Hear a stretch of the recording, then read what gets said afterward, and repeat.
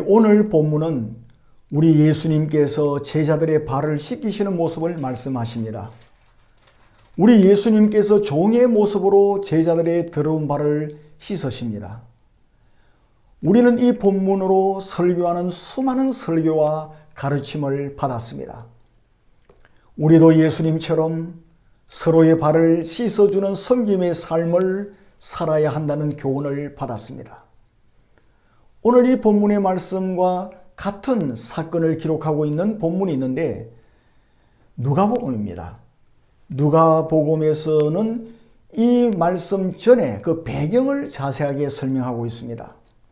의사였던 누가는 바로 이 자리에서 제자들 간에 큰 다툼이 있었다는 것을 말씀합니다. 누가복음 22장 24절에 보면은 또 그들 사이에 그중 누가 크냐 하는 다툼이 난지라 라는 기록을 하고 있습니다. 무슨 싸움을 했습니까? 내가 높으냐 너가 높으냐 서로 높은 자리에 앉겠다는 싸움이었습니다. 그들의 싸움을 아시는 우리 예수님께서 어떻게 하셨습니까? 손수 종의 모습이 되셨습니다. 그래서 그들의 발을 씻기셨습니다. 예수님께서는 서로 높아지려고 했던 제자들에게 참된 하나님 자녀들의 모습이란 어떤 것인지를 보여주고 있습니다. 그런데 우리는 여기에서 한 걸음 더 나아가야 합니다. 창조주께서 단순히 서로 섬기며 살아라 하는 이러한 도덕적 훈계만을 하기 위해서 제자들의 발을 씻으셨다는 것은 좀 설득력이 약합니다.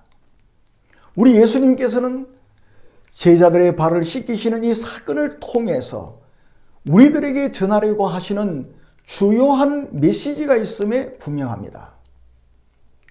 오늘 우리는 그 주님이 우리에게 주시려고 하는 메시지가 무엇인지를 깊이 묵상하도록 하겠습니다. 요한복음 13장의 배경은 6월절입니다. 이제 어린 양 예수 그리스도의 죽음이 가까이 다가왔습니다. 사도 요한은 1절에서 우리 예수님께서 제자들의 발을 씻기신 것을 설명하기 전에 그리스도의 사랑에 대해서 강조하십니다. 우리가 1절을 다시 읽겠습니다.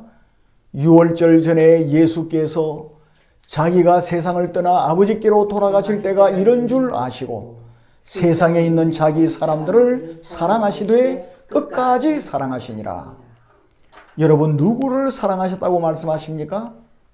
세상에 있는 자기 사람들입니다. 이 구절을 직역하면 세상 안에 들어있는 자기 소유라는 말씀입니다. 세상 안에 들어있는 하나님 백성들, 하나님의 소유를 사랑하시되 끝까지 사랑하셨다라고 말씀하십니다. 모든 세상 사람들이 궁극적으로 다 구원받게 된다고 주장하는 그러한 사람들이 있습니다. 그 사람들의 사상을 보편구원론이라 그렇게 부릅니다. 그 사상은 오늘 이 본문의 말씀을 비추어 보아도 마귀적인 주장임을 알 수가 있습니다. 예수님은 이 세상 중에 있는 자기 소유된 백성을 끝까지 사랑하시는 거예요. 1절에서 주님은 그리스도 당신이 세상을 떠나서 아버지께로 돌아가실 때가 이런 줄 아셨다고 말씀하고 있습니다. 그럼 전에는 예수님이 이 사실을 모르셨다는 말씀이에요? 그것이 아닙니다. 여기서 알다라는 이 그리스 동사는 완료형 분사라는 동사형을 사용하고 있습니다. 이미 예수 그리스도께서 이 세상을 떠나서 아버지께로 돌아가실 때가 이런 줄을 아셨어요. 아셨기 때문에 세상에 있는 자기 사람들에게 그리스도 예수의 사랑을 모두 쏟아 부어 주셨다는 그러한 의미입니다. 그런데 3절에서도 아셨다라는 똑같은 동사를 사용하고 있습니다. 그래서 1절과 3절에서 무엇을 말씀하시는 거예요? 주님은 자신의 권위, 그리고 예수 그리스도의 신적인 기원, 그리고 장래 주님께서 받으실 영광, 여기에 대해서 완벽하게 알고 계셨다는 거예요. 모르신 것이 아닙니다. 모든 것을 알고 계셨다는 의미입니다. 이 모든 것을 다 아신 주님이시기 때문에 예수님을 죽이려고 하는 원수들을 위해서 십자가를 지신다는 의미가 오늘 이 본문의 의미입니다. 그러니까 예수님은 어쩔 수 없이 상황에 끌려가신 것이 아니라는 말씀이에요. 성부 하나님의 뜻을 분명히 아신 주님이십니다. 성부 하나님의 뜻을 완전히 아셨기 때문에 기꺼이 죽기까지 성부 하나님의 뜻에 복종하여 십자가를 향해 가셨다는 그러한 의미입니다. 이것을 강조하기 위해서 알다라고 하는 이 동사를 완료형 분사를 반복적으로 사용하고 있는 것입니다. 그리고 이어서 4절부터는 이 모든 것을 정확하게 다 아시는 주님께서 어떻게 자기 백성들을 사랑하셨는지를 설명하고 있는 거예요. 4절을 함께 읽겠습니다. 저녁 잡수시던 자리에서 일어나 겉옷을 벗고 수건을 가져다가 허리에 두르시고, 여기에서 보면은 겉옷을 벗고 수건을 허리에 두른 이 모습을 말씀하십니다. 이 모습은 무슨 모습이죠? 누구의 모습입니까? 그 당시 전형적인 노예의 모습이에요. 여기에 쓰인 또 옷이라고 하는 이 그리스 단어는 복수 명사로 되어 있습니다. 이 단어를 사도 요한이 다른 곳에서 똑같이 쓰고 있습니다. 요한복음 19장 23절의 말씀이에요.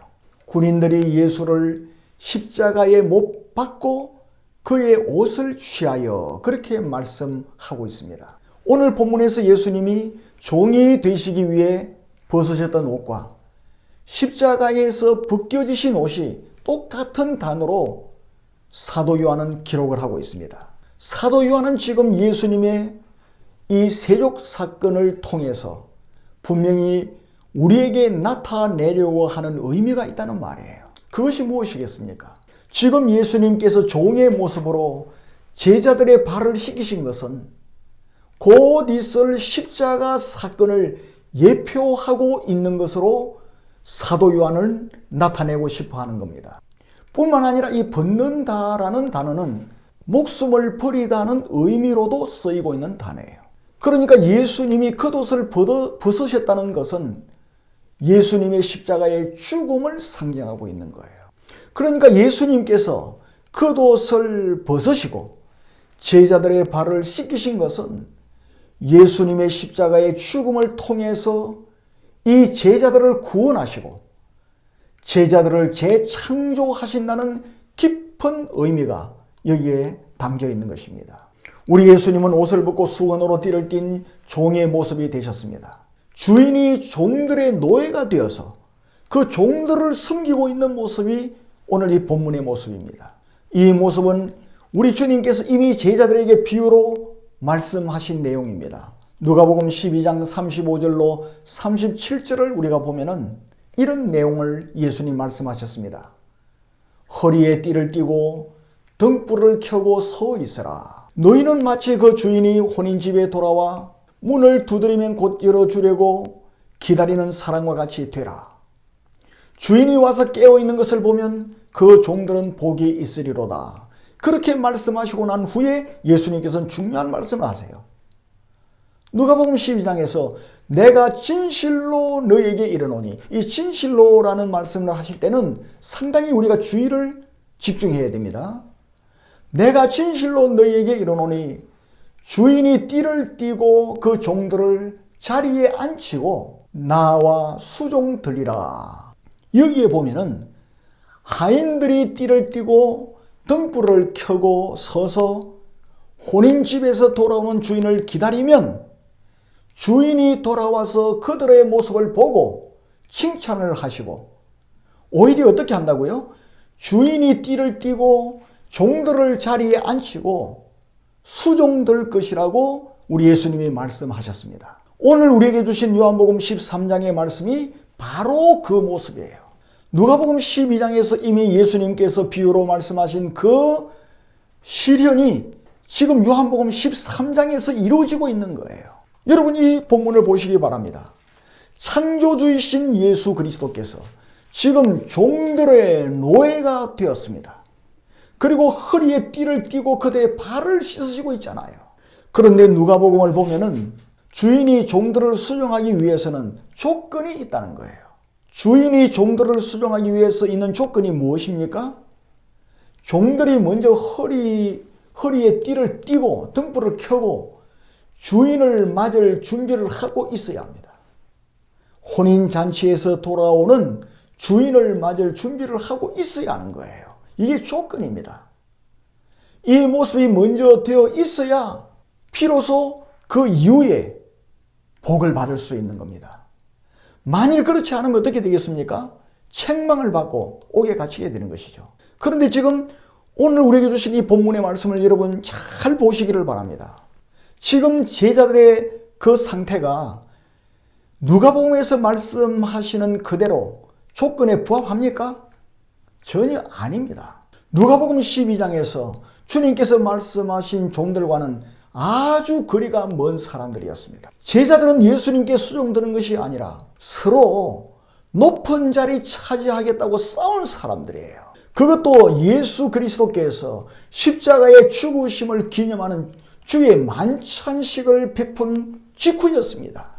그리스도 예수께서 십자가에서 죽으실 것을 주의 만찬을 통해서 그들에게 보여주고 난 후에 그때 그들이 서로 높은 자리 차지하겠다고 서로 싸웠다는 겁니다. 누가 크냐 하는 문제로 싸우고 있었던 사람들이 누구죠? 제자들이었습니다. 그렇다면 제자들은 어떻게 되어야 마땅합니까? 예수님으로부터 책망을 받고 어두운 곳에 쫓겨나서 슬피 울며 일을 가는 그런 사람들이 될 수밖에 없는 사람들이에요.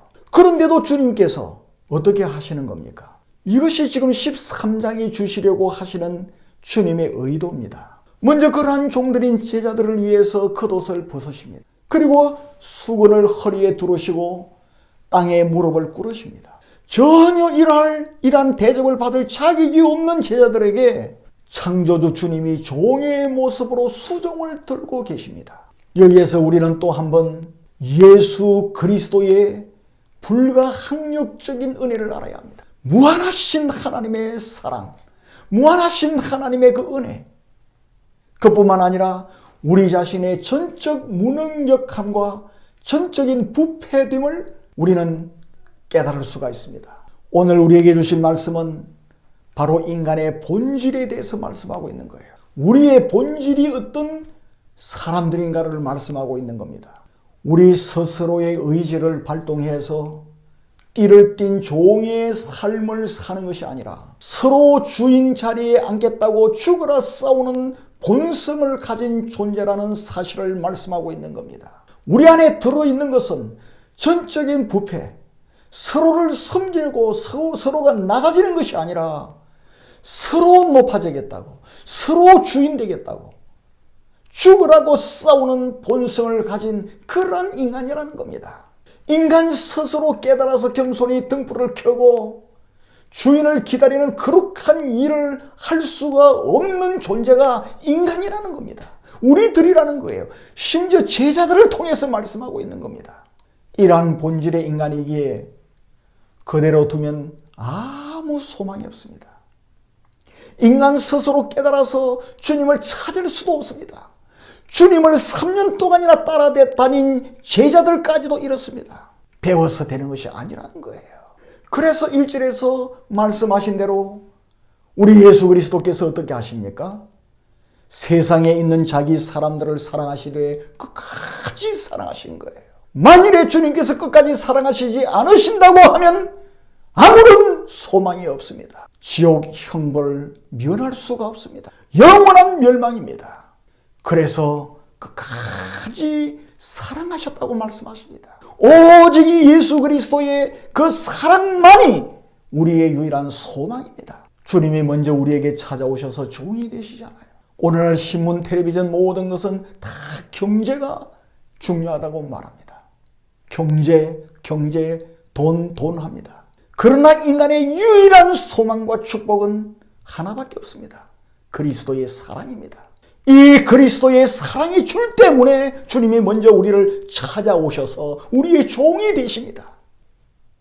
주님이 먼저 찾아오셔서 우리를 위하여 십자가의 그 모진 고통을 참으시고 우리의 죄를 다 짊어지시고 죽기까지 하셨습니다. 전적인 하나님의 사랑으로 우리를 구원해내셨습니다. 하나님께서는 예수 그리스도께서 우리를 위해서 하신 그 모든 것을 바로 우리가 한 것으로 여겨주십니다. 그리스도 예수의 모든 의를 나의 의로 여겨주시는 거예요. 예수 그리스도의 의를 우리에게 증가시켜 주셨습니다. 그것으로 끝난 것이 아니라 그 예수 그리스도의 의를 우리의 의로 여기시고 우리를 칭찬까지 해주십니다. 이것이 우리를 향한 하나님의 사랑이라는 겁니다. 그리하여 오직 하나님의 사랑과 주님의 은혜와 성령의 감화 감동하심으로 우리를 죄에서 구원하셨습니다. 구원하실 뿐만 아니라 우리를 계속해서 다듬어 가시는 거예요. 하나님의 사람으로 양육하시고 하나님의 사람으로 만들어 가신다는 것입니다. 우리 주님께서는 친히 우리를 주님의 사랑으로, 주님을 닮아가는 제자로, 주님의 일꾼으로 다듬으시고 만들어 가신다는 것을 이 본문을 통해서 말씀하십니다. 우리 예수님께서는 우리 삶 속 깊이 간섭하셔서 우리가 깨어있는 섬김의 종으로 만들어 가시는 거예요. 지금도 우리 주님께서는 친히 우리를 양육하십니다. 그리고 우리를 다듬어 가시는 겁니다. 사랑하는 성도 여러분, 우리는 예수님께서 친히 구원하셔서 친히 다듬어 가시는 위대한 예수 그리스도의 제자요, 하나님의 자녀요, 더 나아가 그리스도 예수의 위대한 작품인 하나님의 사람들입니다. 이 사실을 잊지 맙시다.